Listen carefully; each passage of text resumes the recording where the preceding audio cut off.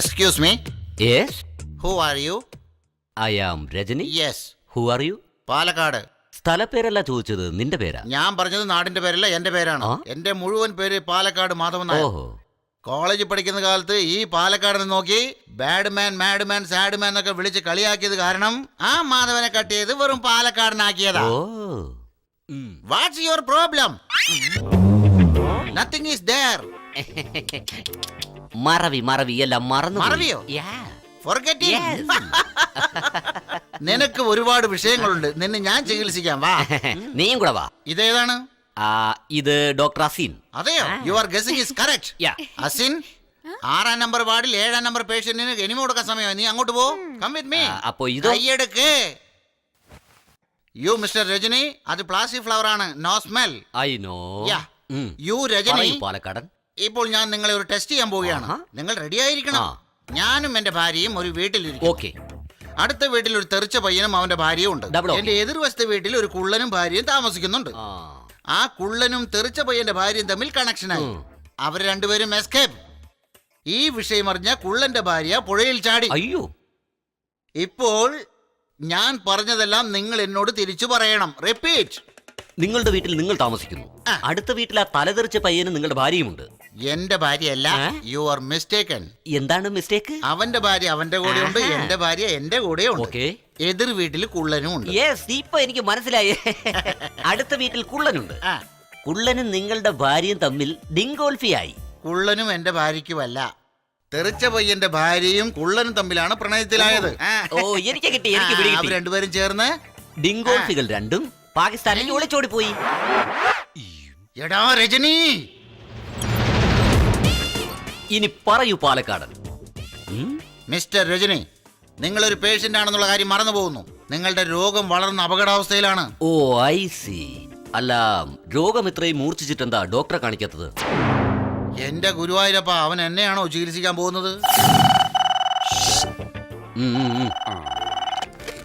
Hello, എന്താണാവോ? മീൻകറിയിൽ പരിപ്പ് മുളകൂട്ട് വേവിച്ച നന്നായിരിക്കും. നല്ല കോമ്പിനേഷൻ. നോ, ആ ഫോൺ ചെയ്തത് എന്റെ ഭാര്യയാണ്. തന്റെ ഭാര്യ എന്തിനാ എന്നെ വിളിക്കുന്നത്? അത് എന്റെ ഭാര്യയെ. എന്റെ ഭാര്യ ഏതാണെന്നോ അവന്റെ ഭാര്യ ഏതാണെന്നോ അവന് തിരിച്ചറിയുന്നില്ല. എന്റെ കഥ കൊണ്ട് എനിക്ക് തന്നെ പണി കിട്ടിയിരിക്കുന്നു. നീ എന്തിനാ സ്വയം സംസാരിക്കുന്നേ? നിന്റെ രോഗം അങ്ങ് കൂടിപ്പോയി.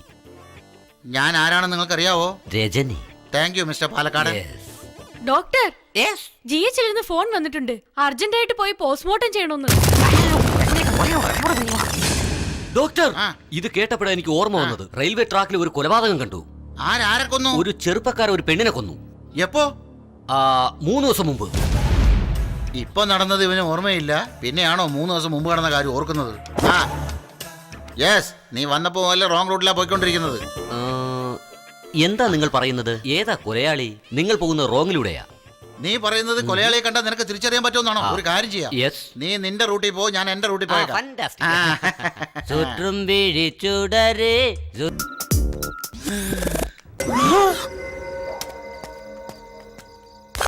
അയ്യോ, പുലിക്കുട്ടി എന്റെ പുറകെ വരികയാണല്ലോ. ശരിയാക്കി തരാം. എവിടെ കട പോകുന്നേ?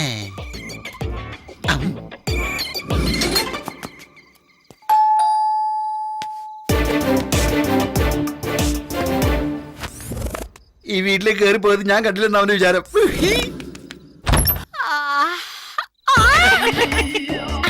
അകത്തേക്ക് വരുന്നേ. ഞാനോ? കിടന്ന് ഉറങ്ങാം. ഞാൻ പറഞ്ഞോന്നോ? നിങ്ങളുടെ ദേഹത്ത് കൈ വെച്ച് കിടന്നാലേ എനിക്ക് ഉറക്കം വരൂ. കൈ മാത്രം വെക്കണ്ട, കാലും വെച്ചേക്കാം. എന്റെ ഭാഗ്യം തെളിച്ചെന്നാ തോന്നുന്നേ. എന്തിനാ താമസിക്കുന്നേ? നമുക്ക് കിടന്നേക്കാം. പാട്ട് പാടിയല്ലേ ഞാൻ ഉറങ്ങൂ. എന്ത് പാട്ട്?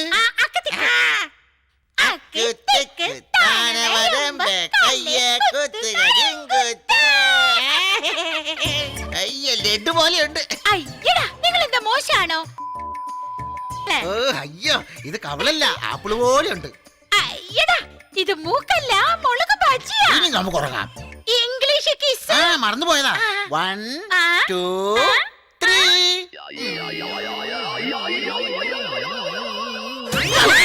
ഇതേതാ ഈ വൃത്തികെട്ട മുഖം? ഇത് തന്നെയാടാ കേട്ട മുഖം. ഈ സമിതി ശല്യം ചെയ്യരുത്. പിന്നെ വാ, നമുക്ക് കിടക്കാം. കിടക്കാമെന്നോ? ഞാൻ എന്ത് ദ്രോഹമാടാ നിനക്ക് ചെയ്യുന്നത്? ഈ ഇരിക്കുന്ന ആരാന്ന് നിനക്കറിയാവോടാ? ആരാ? ഇതെന്റെ ഭാര്യയാടാ. സാരല്ല, അഡ്ജസ്റ്റ് ചെയ്തോളാം. ഭാര്യയാണെന്നോ? എന്റെ ഭാര്യ നിനക്ക് അഡ്ജസ്റ്റ് ചെയ്യണം അല്ലേടാ? അടിക്ക് അടിക്കവളെ അടിക്ക് ഗംഗ അടിക്ക്. എടുക്ക്. ഞാൻ ശരിയാക്കിക്കോളാം. എടാ, മതി. 1 എന്താ ചെയ്യാൻ പോവാ? 2 എങ്ങനെ രക്ഷപ്പെടും? ഇതാ സാർ നിങ്ങളുടെ വീട്. നല്ല ഓർമ്മശക്തി.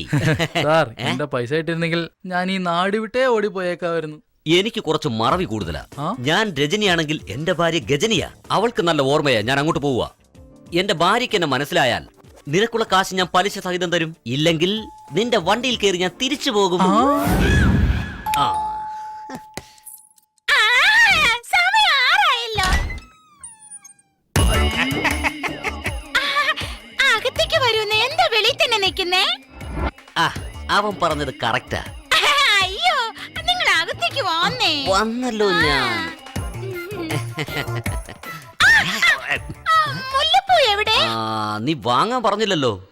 ആ, ദിവസം എനിക്ക് മുല്ലപ്പൂവും നിങ്ങൾക്ക് കുളികയും മറക്കാതെ വാങ്ങിച്ചിട്ട് വരാറില്ലേ? എനിക്ക് ടാബ്ലറ്റിന്റെ ആവശ്യമേ ഇല്ല. ഇതെന്റെ എക്സസൈസ് ബോഡിയാ. കണ്ടില്ലേ മസിൽ? എന്തൊരു മസില്, അനക്കൊണ്ട. എന്റെ പഞ്ചാരയല്ലേ? എന്താ ഇത്? കഥക് തുറന്നു കിടക്കുകയാണല്ലോ. അകത്താരെങ്കിലും ഉണ്ടോ?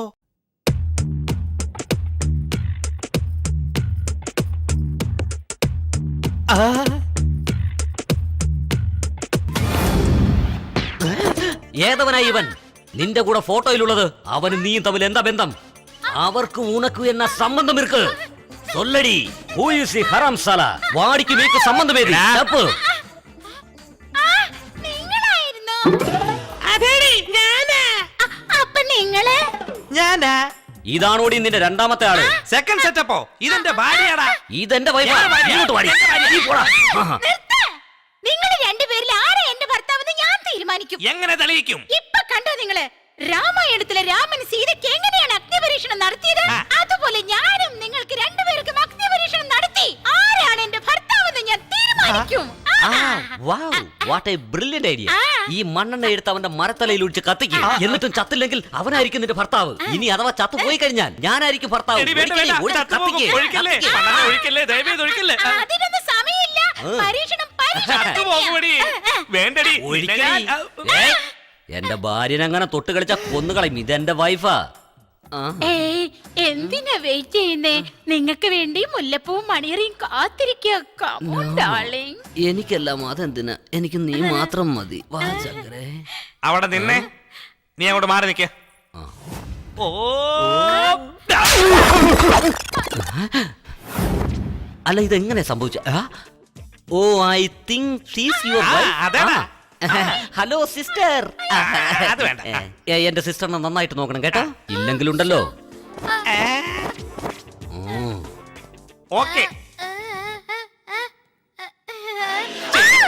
അകത്ത് ഓടി. ഇതെങ്ങനെയാ ഒന്ന് പരിഹരിക്കുന്നത്?